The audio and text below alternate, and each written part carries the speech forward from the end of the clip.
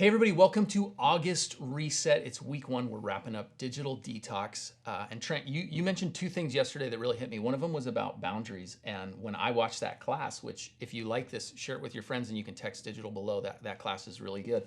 After I watched that class, I did have a phone zone. So I've got like a work phone zone now, and I feel like I just give myself more fully to my meetings. But the other thing you mentioned was I had said yesterday that the days are evil, and you said, but your device isn't, which I agree with. I don't think technology is inherently evil, and so that's what we're talking about today. Tell me how I can use my devices for good. This doesn't have to be an entirely scary conversation. Yeah, it kind of irks me a little bit sometimes when it's like we put the evil on the actual thing. And it's like, no, it's just in how we're utilizing the tool. It's a tool. Yeah. And so how are you hiring this device to be able to be used for you? So, I've got this little hand chainsaw that my mom gave me for Christmas. It's terrific to be able to cut small branches off of trees. But if I decided to use that to be able to chop up our tri-tip at home, Or give your dog a haircut. or give my dog a haircut, it probably would not be the best thing. So our digital devices, right, they're communication tools, and then we got them smart so they could help us to be more productive in our lives. And then we added this element of entertainment. And all within good boundaries, they're great. But when we take them out of it, when it becomes our source of entertainment, then all of a sudden our community dissipates because it's become our main thing. Yeah, that's got me thinking I've got my whole work world in my pocket. And so I can be more efficient so I spend more time with my family. So I crack that device open, I get some work done, I'm ready to go hang, do some Legos with the kids, and now I'm doom scrolling on Instagram. And so I've completely defeated the purpose of saving time. Yeah, so ultimately there's the side of, are we using these devices for good? And oftentimes we have this whole separate persona of who we are on our digital devices.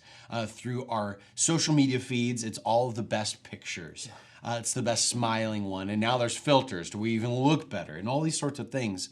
But I think there's an important thing for us to continue to remember Scripture. 5:16 Matthew. In the same way, let your light so shine before men that they see your good deeds and glorify your Father in heaven. In these devices, we have this incredible tool for us to be able to engage with others and encourage them through our words and pictures and through our lives. And I think we have a great opportunity to be able to do that. But there's also an inherent danger that there's anonymity behind what we say and what we do. I know many people who have said particular things to me or digitally through email that they would never say one-on-one, face-to-face. And in 1969, there's a Stanford professor that did this scientific experiment and ultimately had individuals come in and they would shock the person on the other side when they were asked to.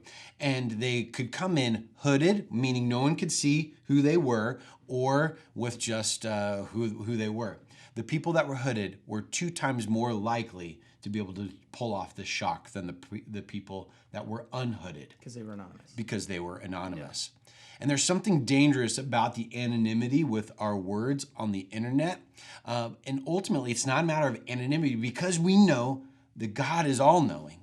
And He knows our hearts and what it is that we're saying. And ultimately, it also creeps into the rest of our lives and what we do, say, and react to others. James 1 talks about the danger of the tongue and how hard it is to be able to control it, much like steering a large ship with a small rudder. So I just want to encourage us. We have these amazing tools in our hands.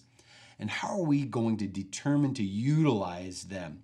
There's so many great tools of setting up reminders to be able to study Scripture, reminders to be able to send some text messages or phone calls to our loved ones. The communication aspect is huge. But is your cell phone ultimately determining what your life will do, or you determining what your cell phone will do for you? It's a helper hinder audit, right? Mm-hmm. It's what are you using it for? What are you using it for? So I encourage you, let's take a reset.